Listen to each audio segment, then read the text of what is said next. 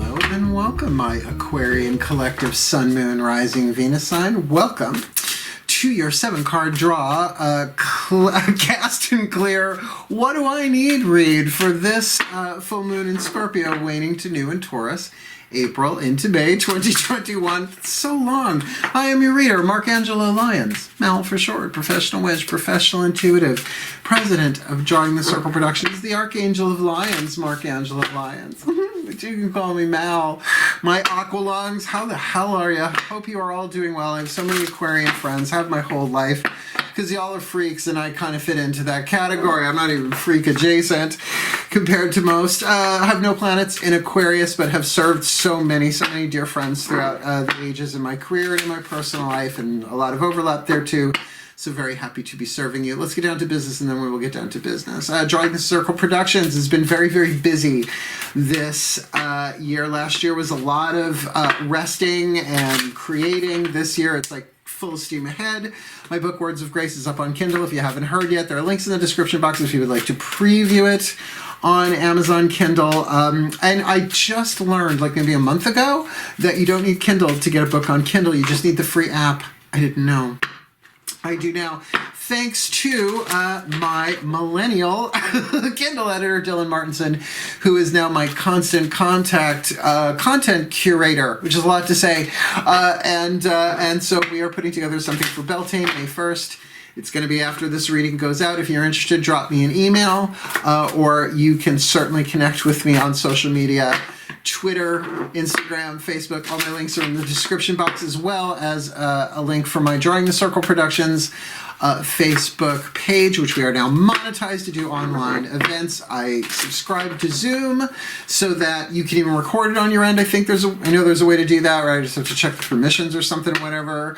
And I'm bringing other people into all of that. Mal Flanders, we're talking about her doing some mediumship work because she's a medium. I'm a rare, right? Nancy Antonucci, you might have caught her on our channel, on the Drawing the Circle Productions channel. So to make the point, Drawing the Circle Productions, my company, S Corporation, will be 23 years old, May 1st. Yeah, 1998.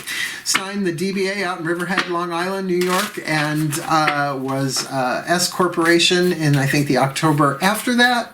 So, yeah, bringing people together with spirit since 1998, and bringing in a new collaborator in the next couple of weeks to the channel, which I think you'll dig, and it's the cutest concept ever, and I'm excited to see it, and we'll see how that goes. That's my business. Now let's talk about you, my aqualungs, right? My aquariums. We are doing a 7-card draw. 1 card from 7 different decks. 3 oracles, 2 tarot decks, 2 healing systems to get you the clues, tips, and hints about what you need to cast for this full moon. Because when the moon rides out her peak, then ye heart's desire seek. Waning to the new moon in Taurus, which would be the waning part of it. So you got the first 3 are about what to cast for, the next 3 are what to clear out to make room for what you want to come in, and the last card, because it is 7, not 6, decks will be the Whispers of Love Oracle, giving a final clarifier. These have been a lot of fun to do. I really enjoyed this series. Just got Pisces after this, then I'm probably taking tomorrow off. Gonna do my own full moon stuff tonight once all this is done, so let's get down in it. Standard YouTube reading rules apply. I'm serious. If it's not your read, it's not your read. If you go look at the comments in the Sagittarius video I did earlier today, it's like, okay, it's not your read, you're out, but then you had to like thumb it down to, it's just not your read. I get it, whatever. But, you know, think about that. All of the readers that work on YouTube, how can we possibly read the same group of people absolutely every single time?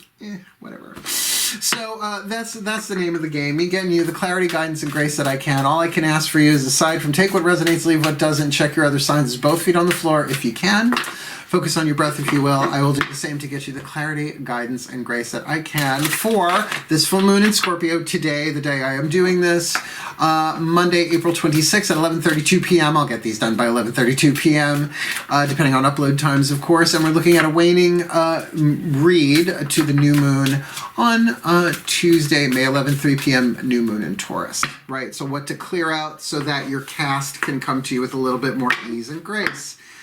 I'm so tired of explaining that. Please take a nice deep breath.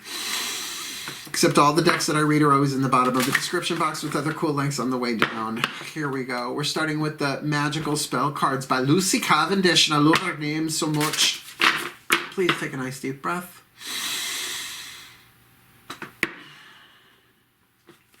Ancestors, please, my beloved ancestors of magic, miracles, and mysticism. We're going to use the magical spell cards here. Please, one card in clarity for the Aquarian collective, Sun, Moon, Rising, Venus sign watching this video, receiving this reading. What is the piece of spell fragment that they need to cast for, or at least to contemplate casting for, with their element of fire, their will, their choices, their desire, their intentions? This full moon in Scorpio, waning to new in Taurus, April-May 2020. Well, fertility. Now, somebody else got this. Gemini got this. That's interesting. I have noticed a trend of air signs getting the cards of other air signs, etc., like waters and fire, etc. I found that interesting. Let all take root, seed, and sprout. Let new life be all about, which is totally in alignment with Beltane. Long story. You know that the season that we're in now, Beltane is technically mid-spring, with the next Sabbath, High Holy Day, whatever you want to call it, would be the first day of summer, Letha, summer solstice. So this thing of fertility, it is the season of, Beltane is the season of fertility, May 1st. Look it up if you're unaware, right? The maypoles, God, if they only knew what those maypoles were symbolic of. Ooh, oh my, what a lovely maypole you have, sir. Yeah, so it's fertility. It's like fertile soil. Have you planted the seed? Let all take root, seed, and sprout. Let new life be all about. So we're talking about not just new life, which is going to come in the new moon anyway. New moon in Taurus. That's the idea. Hold on 1 second, please. Sorry about that. My kitties needed me for a minute. They're like, Mom. I'm like, yeah, I gotcha, honey. Don't worry. Kids, what are you going to do, right? Talking of fertility, right? So we're going to build on that. That's the whole point. We're going to take that really element of fire sort of in the position, what to cast for, your intention, right? Fertility. Fertile soil, just got to be fertile so that whatever seeds you plant take root, etc. We're going to do the crystal oracle to see how we can ground this a little bit. Maybe the stone, right, that you can work with that spell. I mean, particularly for a new moon in Taurus, that's pretty cool. Even though you're going to cast it at the full, you know what I'm saying? Breathe. All right, Archangel Ariel, one of the 3 archangels of the north and the powers of earth, hence the crystal oracle, the Archangel of Lyons, please, and the Archangel of Nature. One card in clarity for the Aquarian collective, Sun, Moon, Rising, Venus sign watching this video, receiving this reading. What is the crystal oracle they need to cast in tandem with this fertility? Even if it's not the stone itself, just something in the book, a quality, whether they have the stone, if they've worked with it before, all of that, some of that, this full moon in Scorpio, waning to new in Taurus. So I don't know if you heard that. That was a stampede of black cats running up there, tearing shit up, knocking shit down. Boys. You got the card Carnelian. Okay, definitely a card of creativity. Sort of the element of fire to go with that element of earth. But you've got element of earth in your element of fire. You got peanut butter in my chocolate. You got chocolate on my peanut butter. I will eat all of it. I love me some Reese's. Not that I eat them anymore. I get this then by eating candy. Carnelian. Healing, creativity, energy, calmness, grounding, stability. Loving that, particularly because we're really carrying some notes there with that fertility, particularly the grounding, right, and the creativity. There's some very element of earth going on here. This wonderful crystal offers you protection and healing. It will help dissolve the sadness you have recently experienced, as well as calm your thoughts and ease any anxiety. Carnelian will also help you to express your emotions and stimulate your creativity. And I really feel like if you're talking about roots, seeds, sprouts, new life, this is really indicated in that spell card there. You are encouraged to take up a creative pursuit or hobby at this time. Start to express yourself in whatever way you choose, without judgment. Now, I'm going to tell you, a hobby is very, very different than a profession, right? In other words, it doesn't have to be so perfect. It's a means of creative expression, not a product. I work with so many artists as a reader and a spiritual counselor. It's ridiculous because there's so many different types of artists, right? And what they are driven by is the pressure to create product, and as a result sometimes their creative process gets stunted and they get frustrated and burned out. That's what was happening to me here on YouTube, right? Because other things were happening in my life. I was like, no, I have to put out 10,000 readings a day, and I was burning out so quickly and throw out my back and blah blah blah blah.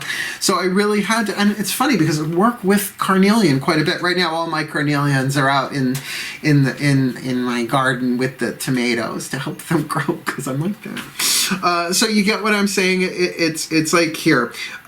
So to find something that's a creative hobby, right? Something in a way of expressing that there's not that pressure to perform, I just heard, right? So that you can be calm.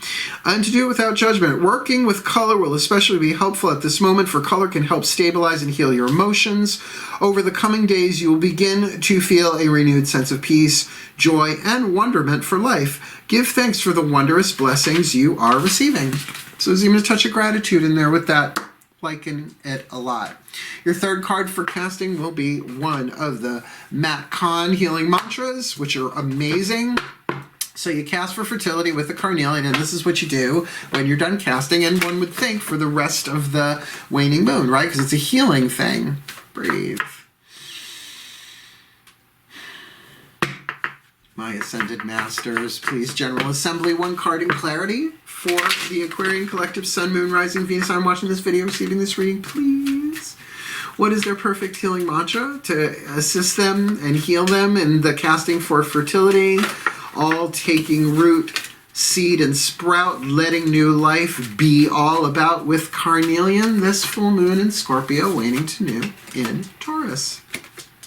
Healing heartbreak. My heart will love again. Okay, that's a party turner. I'm going to read it from the book. And remember, heartbreak is not always about romance, people. And who doesn't have some? I mean, maybe someone right out the womb, but they might be feeling heartbreak about leaving their cozy little den of 9 months, whatever, right? We all experience heartbreak in this world. I mean, what's love got to do? Got to do with it. Love. Tita Turger. H-I. I'm so glad my mom's a nursery school teacher. I'm so good at my alphabet. Healing heartbreak. My heart will love again. My heart will love again. When heartbreak is healed, you're able to learn and grow from each relationship, no matter who you believe is to blame. Well, it's saying that, yeah, I can heal no matter who is to blame on this one. It's true. As heartbreak is seen as life's way of breaking your heart open to expand the love you are able to give and receive. And that is really true. I mean, Carly Simon, coming around again, there's more room in a broken heart. And it's true.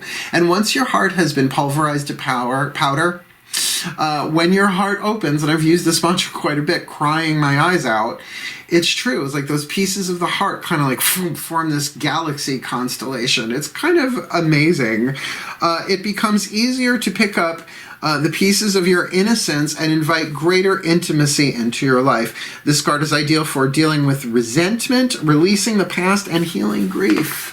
Okay, now that's the waning moon part of it for sure, right? But isn't that also very much, I'm hearing you guys, isn't that also very much, no, my heart will love again. I have fertile soil in here, and it's my creativity, and this is power that I can have, and I can do this in a calm way. In fact, the fastest way to heal heartbreak is gently. I know it doesn't feel that way, but that is actually the truth, right? You don't have to like bleach and Brillo your heart chakra, right, every day, or in this case, maybe even your second chakra stuff. This could have a strong romantic tinge to it, but I'm saying, yes, the fertility part can also mean that kind of fertility, that maypole swing kind of fertility. But that second chakra stone of carnelian, that's my experience of that. But my heart will love again. Of course your heart will love again, but it does not feel that way. And I will tell you, I chanted this mantra for hours once, and it was like squeezing my heart chakra out of all of the grief. All of it, who knows, right? Once you're an empath and helping to heal the world, heal the emotions, everybody else is fucking pushing down. We're not complaining, though. Me complain. What the hell you say? Next 3 cards are about clearing, right? What you got to clear to heal your heart here with this carnelian and this fertility, which could be all sorts of things. And wasn't the carnelian saying it's like It's like your dream can come true here. It's like this is something that you can pull off. Absolutely. Stay calm. Right, hang in there, that your creativity, there is fertility, something being born here.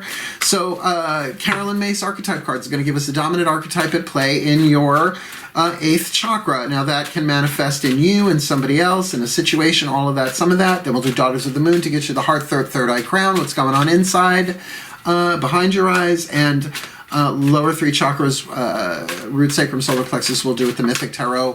What's going on from the outside looking in, looking at you, or some aspect of the outside you need to be aware of. To clear, please take a nice deep breath.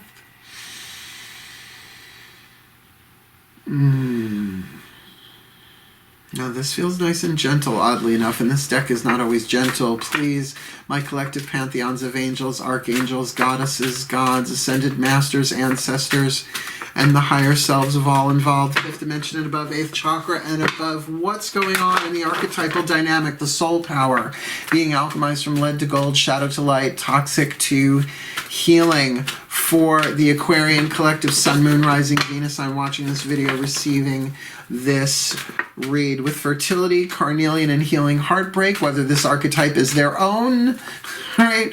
Somebody else's, a situation, some of that, all of that, holographically, that they need to heal, alchemizing from lead to gold. What is it? What's going on? This full moon in Scorpio, waning to new in Taurus. The Judge archetype. Wisdom, family. So that's why I kind of got this feeling. It's like, I think you're going to have to really balance scales on this one if your heart is broken about whether or not you want to sow these seeds of your creativity, even to be playful about it.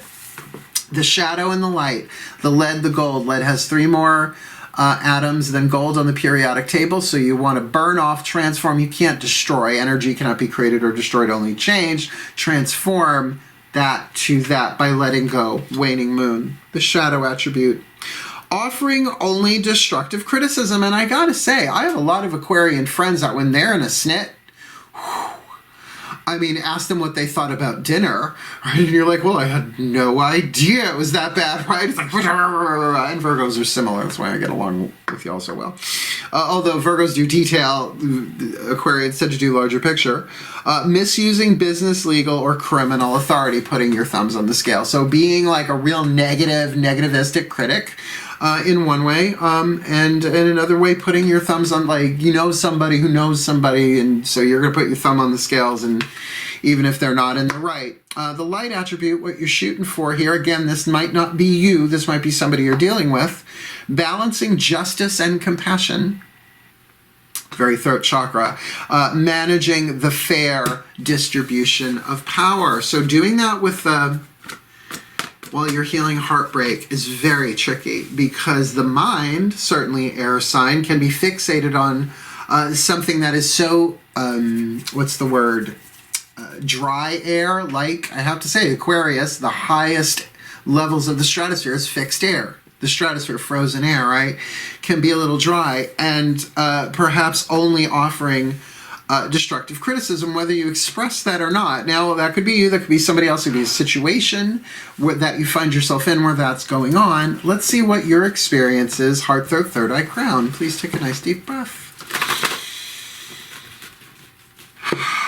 My goddess of air and the sign of Aquarius, please, one sign in clarity for the Aquarian collective, sun, moon, rising, Venus sign, watching this video, receiving this reading, please, my beloved goddess, gray-eyed one. What do they need to be aware of inside of themselves, this Aquarian collective, sun, moon, rising, Venus sign, watching this video, receiving this reading, please? We've got fertility, carnelian, and healing heartbreak. That is a tricky combo.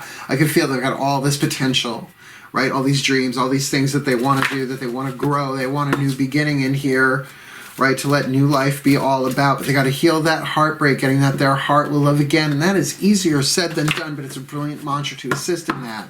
So dealing with this Judge archetype that they need to clear what's going on inside of their own energy field, heart, third eye crown, this full moon in Scorpio, waning to new in Taurus. Look, 8 of Blades. Now, not how you usually see it, being blindfolded and bound. This is Chokhmah, Israeli desert goddess, and one of the spheres in the Kabbalistic tree of life. I believe it's associated with the third eye. Yes, it is. Chokhmah and Binah. Wow, that I can remember that. Ooh.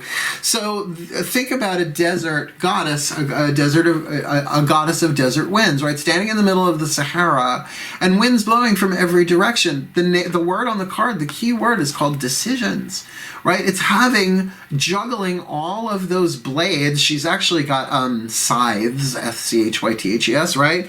Juggling 8 of them, right? It is balanced. She's got them all in the air, but it's sort of like the 8 points of the compass, right? North, south, east, west, southeast,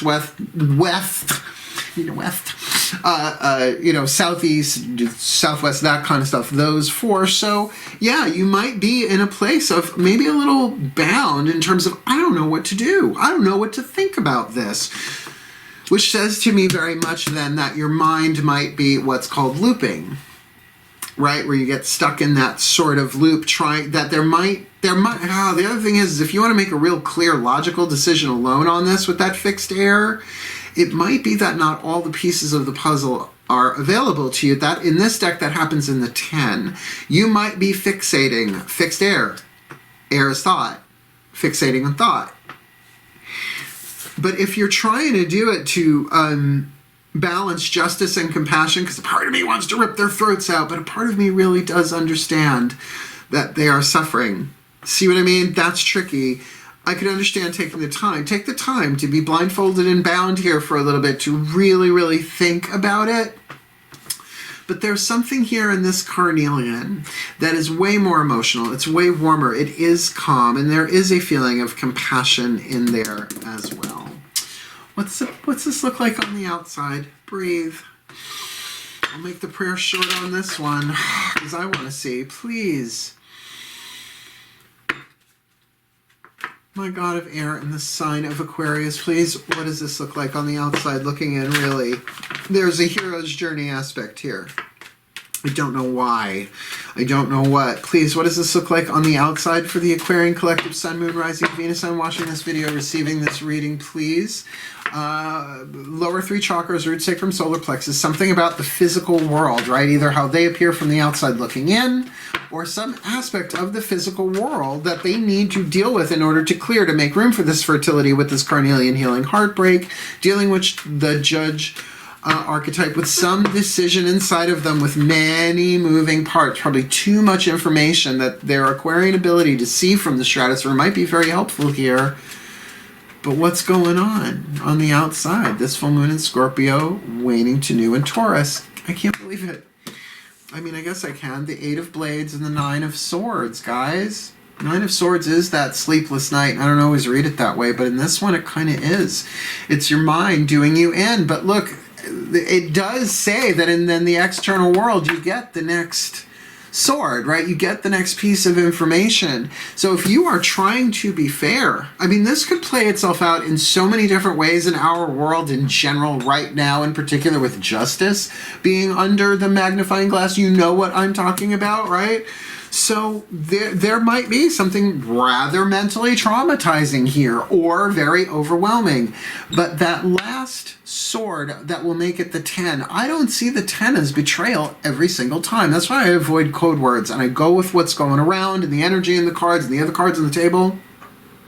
It can be mental resolution of that last piece of the puzzle comes in and you go, oh, now I see the larger picture. It's almost like from the inside, you're really kind of looking at all the different things you could think about this, but there's still one piece coming from the outside, probably hopefully a fact rather than a fiction, but that you're going to have to weigh that out, right?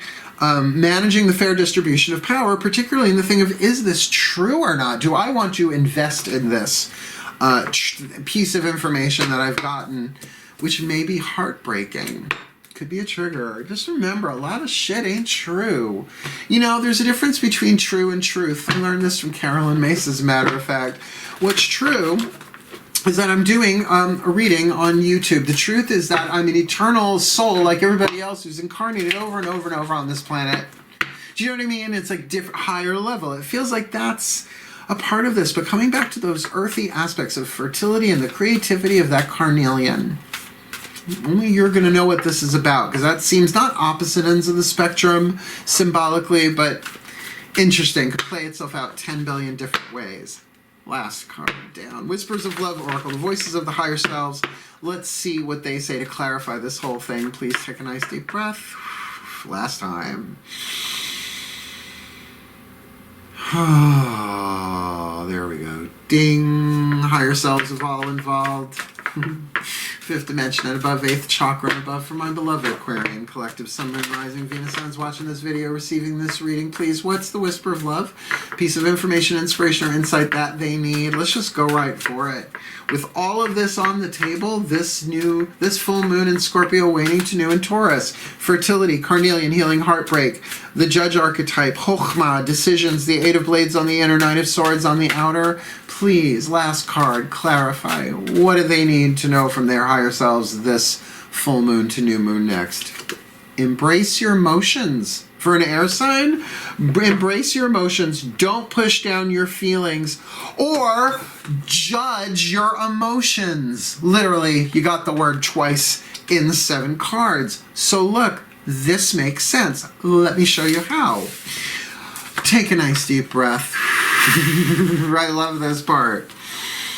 My collective pantheons of the divine. Please, may the Aquarian collective, Sun, Moon, Rising, Venus signs watching this video, receiving this reading, be blessed with all that they need.